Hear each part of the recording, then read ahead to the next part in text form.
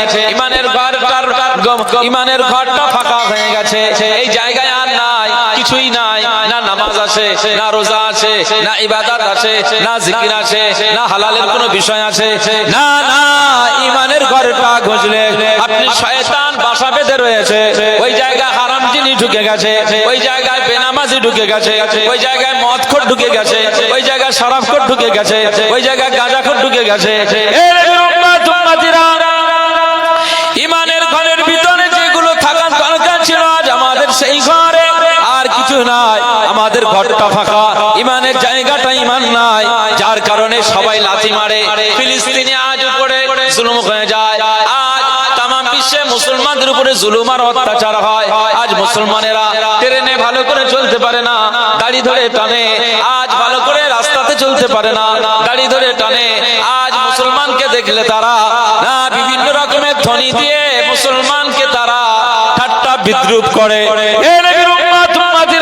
খুব খেয়াল করে শুনুন, এই জামানায় আপনি আবু বকর সিদ্দিক হয়ে যান, এই জামানায় উমর ফারুক হয়ে যান, এই জামানায় উসমান গনি হয়ে যান, এই জামানায় আপনি আবু তালহা আনসারী হয়ে যান, এই জামানায় আমির হামজা হয়ে যান, এই জামানায় হানজালা রাদিয়াল্লাহু আনহু হয়ে যান, এই জামানায় সালাউদ্দিন আইয়ুবী হয়ে যান, এই জামানায় ওমর বিন আব্দুল আজিজ হয়ে যান। যাদের ঈমানের পাওয়ার ছিল, আজকে তোমার মতো একজন বান্দার ভিতরেও যদি আমার আল্লাহর ঈমানের পাওয়ার বেড়ে যায়, যদি তোমার আমল ভালো থাকে, ইবাদত ভালো থাকে, যদি ঈমানের পাওয়ারটা যদি বাড়াতে পারে, তোমার ঈমানের ঘরের ভিতরটা যদি ঈমান দ্বারা মজবুত করে নিতে পারো, পৃথিবীর কোন শক্তি তোমাকে লাথি মারতে পারবে না। জোরে বলবেন না। মুসলমানের ছেলেরা, খুব খেয়াল করে শুনুন, বদরের ময়দানে যখন আবু জাহাল বাহিনীরা যখন বদরের ময়দানে সব হাজির হয়ে গেছে, এদিকে আকা মাওলা রাসূলুল্লাহ সাল্লাল্লাহু আলাইহি ওয়াসাল্লাম 313 জন সাহাবীদের নিয়ে বদরের ময়দানে তাবু গেড়েছেন।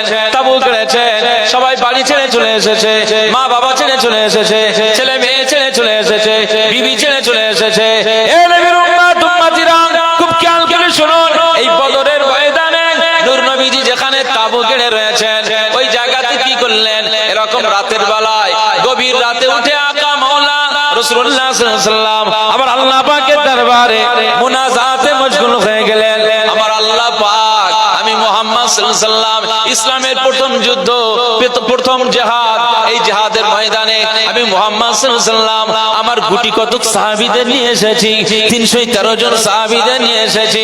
আল্লাহ পাক এই 313 জন সাহাবীদের নিয়ে এসেছি, না আছে এদের অস্ত্র শস্ত্র, না আছে এদের ঘোড়া, না আছে এদের কোন রকমের যুদ্ধের সামগ্রী।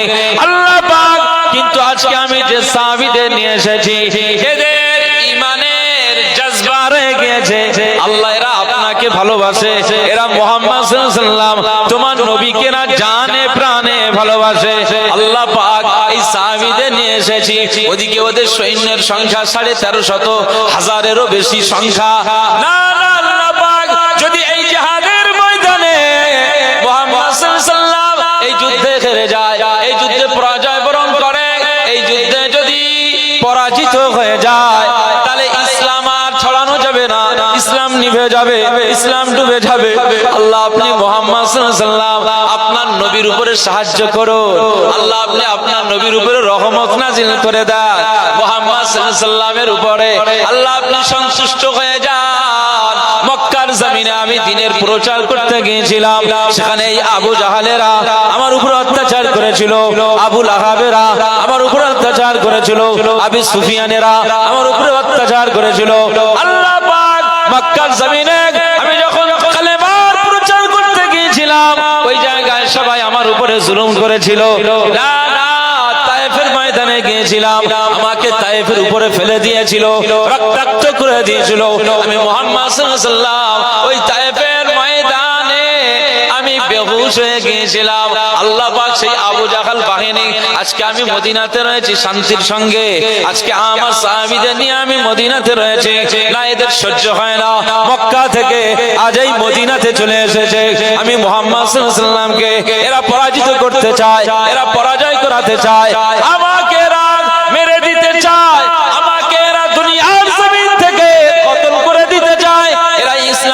ধ্বংস করে দিতে চায়। আল্লাহ পাক আপনার দ্বীনের নাম হলো ইসলাম। ইন্নাদ দীনা ইনদাল্লাহিল ইসলাম। এই ইসলাম আপনি পছন্দ করেন, আর আপনার পছন্দের এই ইসলামের প্রচার প্রসারের দায়িত্ব আল্লাহ আপনি আমাকে দিয়ে দিয়েছেন।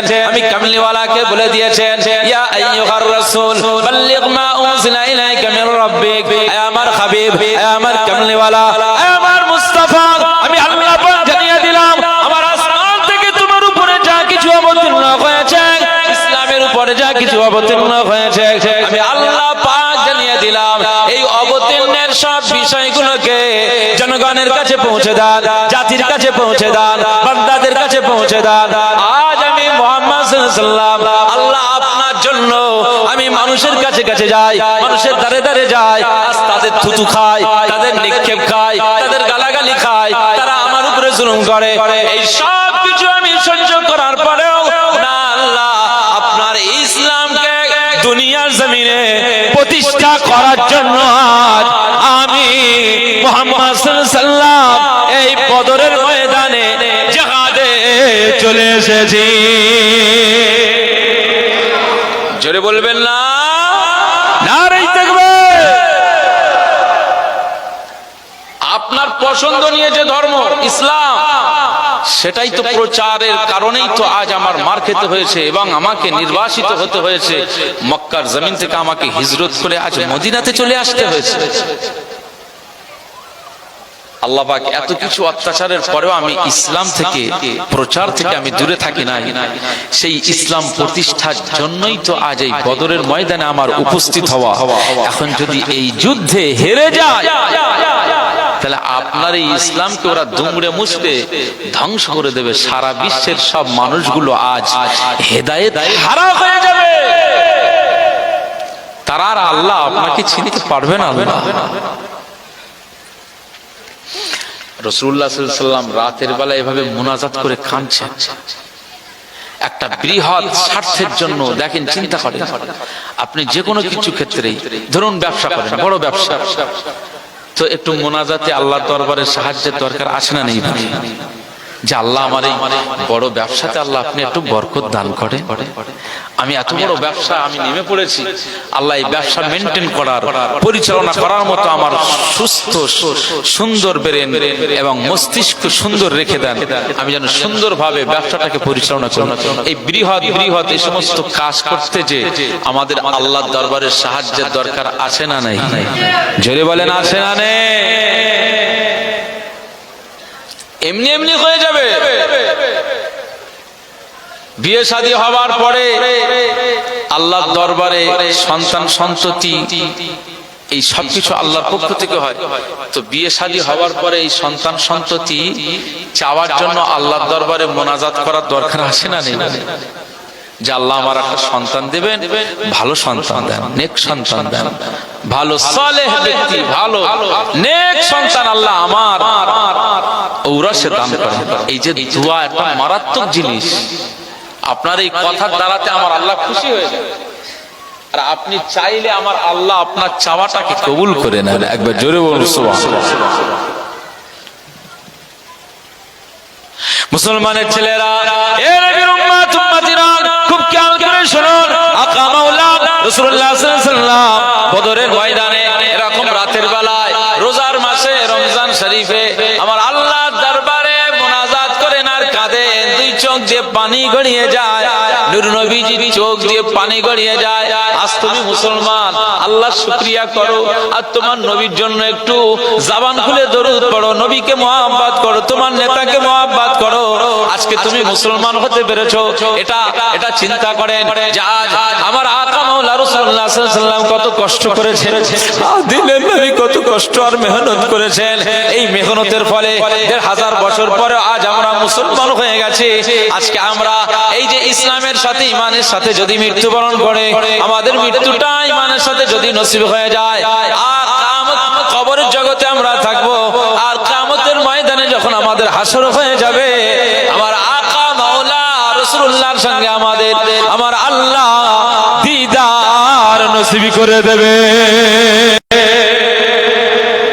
রাসূলুল্লাহ সাল্লাল্লাহু আলাইহি ওয়াসাল্লাম জান্নাতের নেতা হয়ে যাবেন না? যাবেন না? সেই জায়গায় আমরা একসঙ্গে আমরা থাকার সুযোগ পেয়ে যাব। তো আজকে রাসূলুল্লাহ কত কষ্ট করেছে, হুজুর আকামাউল রাসূলুল্লাহ সাল্লাল্লাহু আলাইহি ওয়াসাল্লামের চোখ মোবারক দিয়ে পানি গড়িয়ে যাচ্ছে, আল্লাহ ইসলামকে আল্লাহ আপনি বিজয় দেন, এই ইসলামকে আল্লাহ আপনি প্রতিষ্ঠা করুন।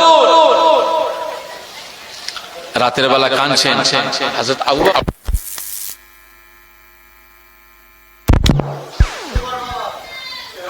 কি হলো, হযরত আবু বকর সিদ্দিক রাদিয়াল্লাহু আনহু, আমি যে আলোচনা করছি আমার দিকে মনটা দেন, আজকে একটু মনটা আমার দিকে দিতে হবে। একটু তাকবীর দান তো, নারায়ে তাকবীর, মোহাব্বতে তাকবীর দান, নারায়ে তাকবীর, উচ্চ আওয়াজে তাকবীর দান, নারায়ে তাকবীর। আজকে কল্যাণপুর বড় মহল আদি জামে মসজিদের বার্ষিক ইসালে সওয়াব, হাওড়া জেলার মুসলমান বলুন জিন্দাবাদ, তাম বিশ্বের মুসলমান জোরে বলুন জিন্দাবাদ। সিলসিলায়ে হক ফুরফুরা শরীফ, সিলসিলায়ে হক মুজাদ্দিদুজ জামান, নারায়ে তাকবীর, দরুদ শরীফ, আল্লাহুম্মা সাল্লি আলা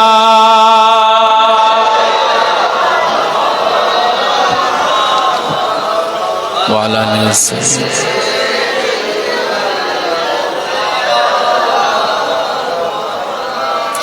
যদি নাত লিখতে লিখতে চোখে ঘুম চলে আসে, তুমি ঘুম পাড়িয়ে দিও রাসূল শিওরে এসে।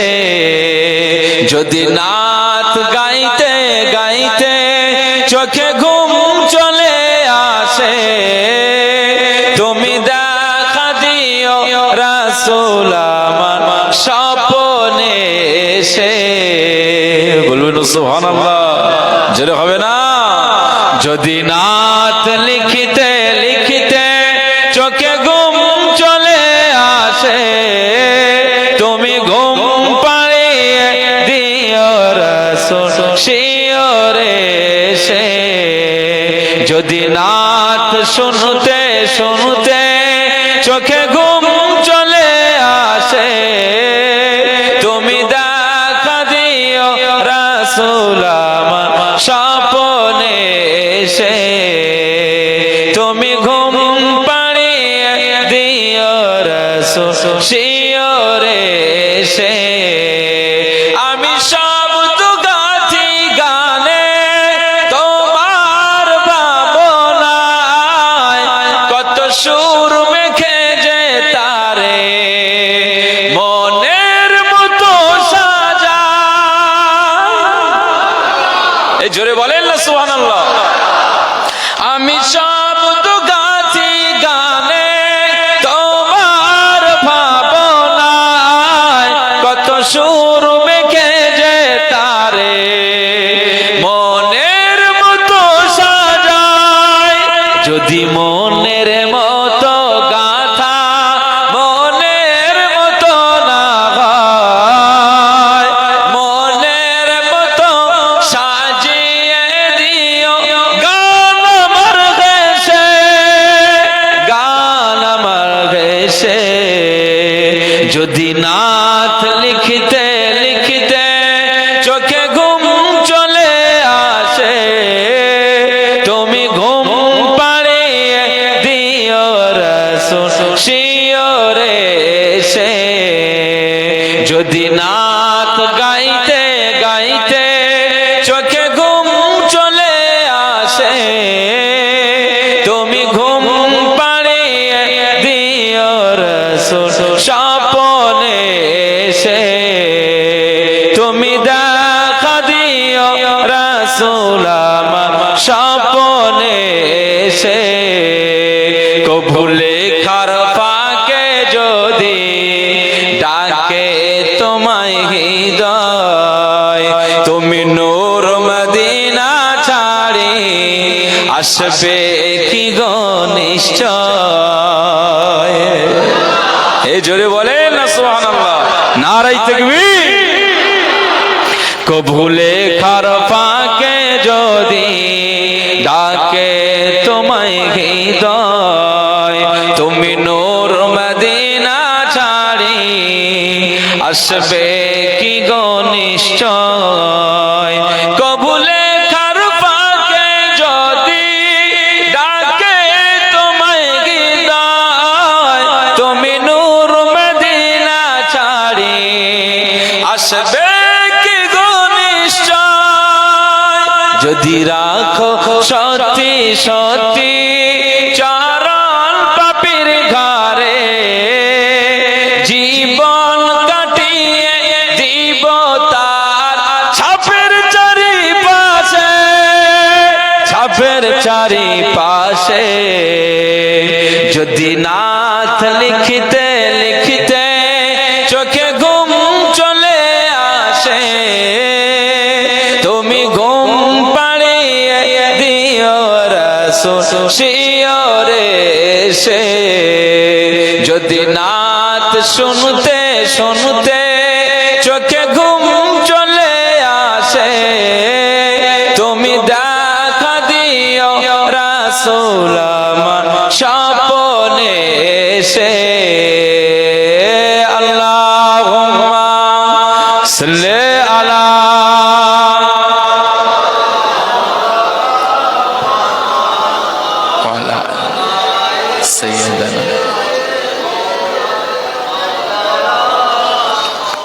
যদি নাত শুনতে শুনতে চোখে ঘুম চলে আসে, তুমি দেখা দিও রাসূল আমার স্বপ্নে এসে। যদি নাত গাইতে গাইতে চোখে ঘুম চলে আসে, তুমি ঘুম পাড়িয়ে দিও রাসূল শিয়রে এসে।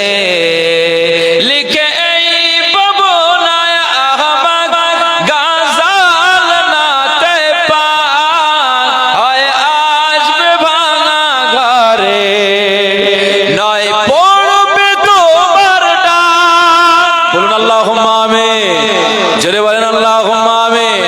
লিখে এই পাবনায় আহমদ গাজাল নাতে পাক, হয় আসবে ভাঙা ঘরে নয় পড়বে তোমার ডাক। যোগ্যতার বেহাল দশা তবু কিসের হতাশা, তারা আশা ভরসা তুমি তোমায় ভালোবাসে, তোমায় ভালোবাসে। যদি নাত লিখতে লিখতে চোখে ঘুম চলে আসে, তুমি ঘুম পাড়িয়ে দিও রাসূল শিয়রে এসে। যদি নাত শুনতে শুনতে চোখে ঘুম চলে আসে, তুমি দেখা দিও রাসূল আমার স্বপ্নে এসে। তুমি দেখা দিও রাসূল আমার স্বপ্নে এসে। আল্লাহুম্মা সাল্লি আলা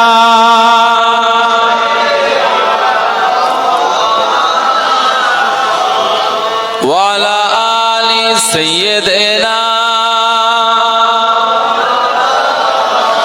মুসলমানের ছেলেরা, এ নবীর উম্মত উম্মতিরা, খুব খেয়াল করে শুনো।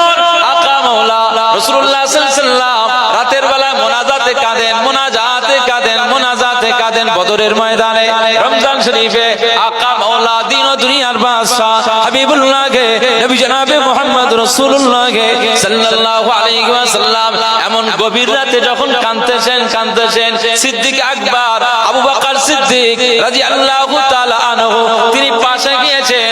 পাশে আকা মাওলা রাসূলুল্লাহ সাল্লাল্লাহু আলাইহি ওয়াসাল্লামের এই কান্না দেখে তিনিও কেঁদে ফেলেন, মুনাজাতে শামিল হয়ে যান। আমিন, আল্লাহুম্মা আমিন। নেতা কাঁদে তো গোলাম কাঁদে, আল্লাহর নবী কাঁদেন তো আবু বকরও কাঁদে। এ নবীর উম্মত উম্মতিরা, খুব খেয়াল করে শুনুন। এই সময় রাসূলুল্লাহ সাল্লাল্লাহু আলাইহি ওয়াসাল্লাম আল্লাহকে বলেন, আল্লাহ এই মুসলমানদের বিজয় দান, এই বদরের ময়দানটা কাফেরদের বিরুদ্ধে মুসলমানদেরকে বিজয় দান করেন। যদি মুসলমানরা বিজয় না হয়ে যায় তাহলে ইসলাম আর দুনিয়ার জমিনে ছড়াবে না। এটা ইসলামের প্রথম যুদ্ধ।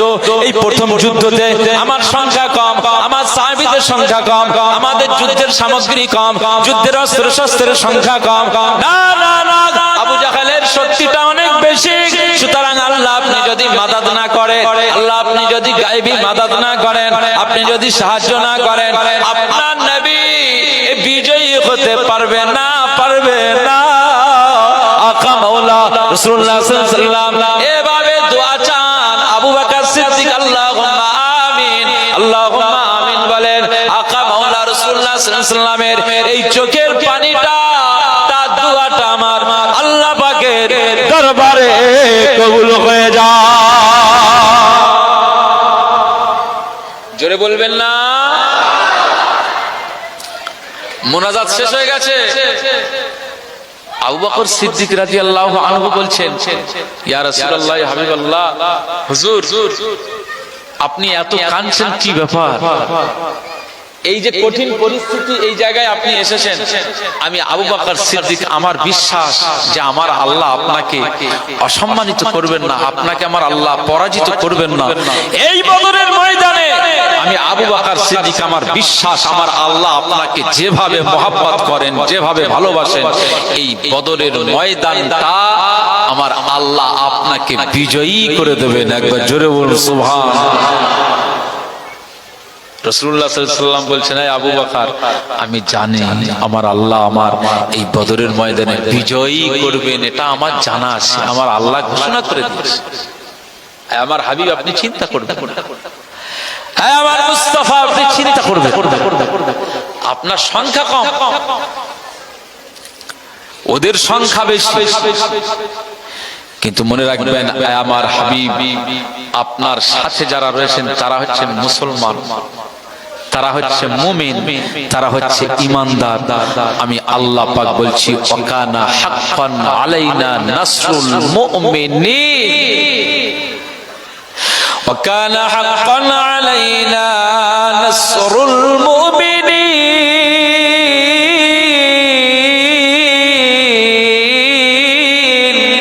বলুন আল্লাহু আকবার।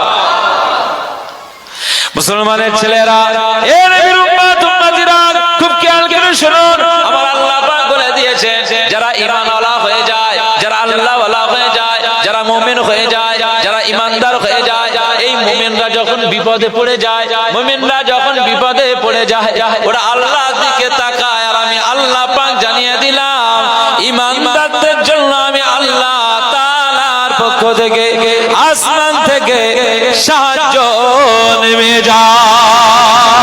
মুসলমানের ছেলেরা, এ নবীর উম্মত উম্মতিরা, খুব খেয়াল করে শুনুন। আমার আল্লাহ পাক বলে দিয়েছেন, আয় আমার হাবিব আপনি চিন্তা করবেন না, আপনার মুসলমানদের জন্য, আপনার সাহাবীদের জন্য। আজ আপনার সংখ্যা কম, কিন্তু আমি আল্লাহ জানিয়ে দিলাম, ওরা 1350 মানুষ এসেছে তো কি হয়েছে, ওরা 1350 সৈন্য এসেছে তো কি হয়েছে, ওদের যুদ্ধের সামগ্রী বেশি তো কি হয়েছে, একদম চিন্তা করার দরকার নাই। আমার হাবিব, আমার মুস্তাফা, আমি আল্লাহ পাক জানিয়ে দিলাম, আমার আসমান থেকে শুধুমাত্র আপনার জন্য, আপনার সাহাবীদের জন্য এই বদরের ময়দানে আমার আসমান থেকে 5000 ফেরেশতারা জিহাদের ময়দানে শামিল হয়ে যাবে। জোরে বলবেন না? নারে তাকবীর।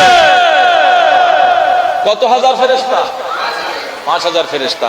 বদরের ময়দানে, এখানে আপনারা হজে গিয়েছেন বা উমরাতে গেছেন, কেউ আছেন এখানে? এমন কেউ আছেন? যদি না থাকেন, আমি দোয়া চাইছি, আল্লাহ জীবনে আপনাদের একবার হলেও মক্কা শরীফ, মদিনা শরীফে আমার আল্লাহ যাওয়ার তৌফিক দান করেন। বলুন আল্লাহুম্মা। চোখে দেখে আসা আর কানে শোনা দুটো সমান হয়? চোখে দেখে এসেছি আলহামদুলিল্লাহ। যে জায়গা থেকে ইসলামের সূচনা হয়েছে, মক্কাতুল মুকাররমা, মদিনাতুল মুনাওয়ারা, প্রতিটি জায়গায় পদে পদে পদে পদে আল্লাহর রহমত নেমেছে। আমার নূর নবীজির কদম পড়েছে। সাহাবীদের বিছন, সাহাবীদের বাড়ি, সেই জায়গা আমার মতো গুনাহগার আব্দুল মুনাইম, আমার টাকা ছিল না, কিন্তু আমার আল্লাহর দরবারে আমার সারা জীবনের শখ ছিল যেটু রাসূলুল্লাহর দরবারে যাব, মক্কা শরীফের কাবা বাইতুল্লাহ দেখব। তো আল্লাহ কিভাবে করে দেন, নিয়ত খাঁটি থাকলে ঠিক যেভাবেই হোক আপনাকে কাবা বাইতুল্লাহতে আমার আল্লাহ মেহমান হিসাবে সাদা কাপড় ইহরাম আপনার গায়ে ছড়িয়ে দেবে আমার আল্লাহ। একবার জোরে বলুন সুবহানাল্লাহ। আমার একজন হাজী সাহেব ভাই আছেন, সেই হাজী সাহেব ভাই এত ভালোবাসে আমাকে, 2023-এ হজে নিয়ে গেছেন, 24-এ উমরাতে নিয়ে গেছেন, 25-এ উমরা করে এসেছে, 3 বার গেছে। তাহলে কত আমার আল্লাহ তৌফিক খুলে দিয়েছে, আমি ওই হাজী সাহেবের জন্য শুকরিয়া করে শেষ করতে পারবো।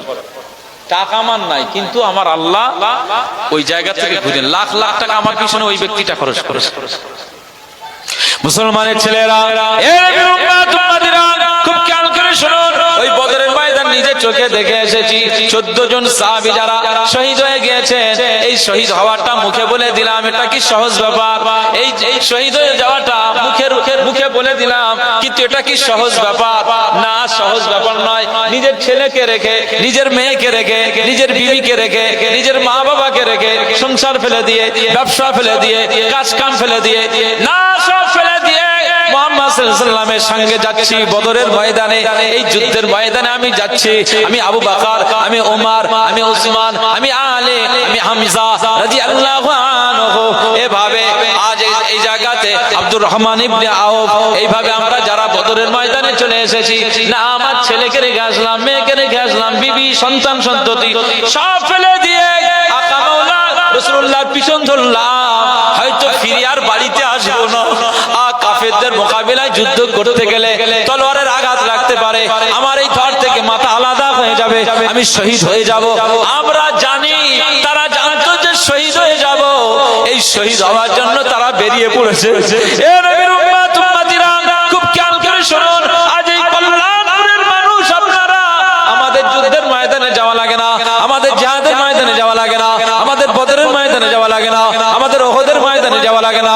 আমাদের এখন শুধু কাজ হচ্ছে নিজের নফসের সাথে জিহাদ করা, হারাম দূরে ঠেলে দেওয়া, নামাজের জায়গায় চলে আসা, কোরআন নিয়ে তেলাওয়াত করা, তাসবিহ দানা নিয়ে আল্লাহ জিকির করা। এই কাজ যদি এই দুনিয়াতে এই 1500 বছর পরে আমরা করতে পারি, নফসের সাথে জিহাদ করে যদি দুনিয়ার জমিন থেকে আমরা দুনিয়ার জমিন থেকে যদি কবর মঞ্জিলে চলে যায়, আখিরাতে আমার আল্লাহ পাক আবু বকর সিদ্দিক, উমর ফারুক, উসমান গনি, আলী রাদিয়াল্লাহু আনহু, হযরত হানজালা, আব্দুর রহমান ইবনে আওফ, না না, আমাদের দিন ও দুনিয়ার বাদশা হাবিবুল্লাহর সাথে আমার আল্লাহ সাক্ষাৎ নসিব করে দেবে। জোরে বলবেন না? আমাদের বদরের ময়দানে যাওয়া লাগছে নাকি? এই যুদ্ধের ময়দানে আমাদের যাওয়া লাগে নাকি?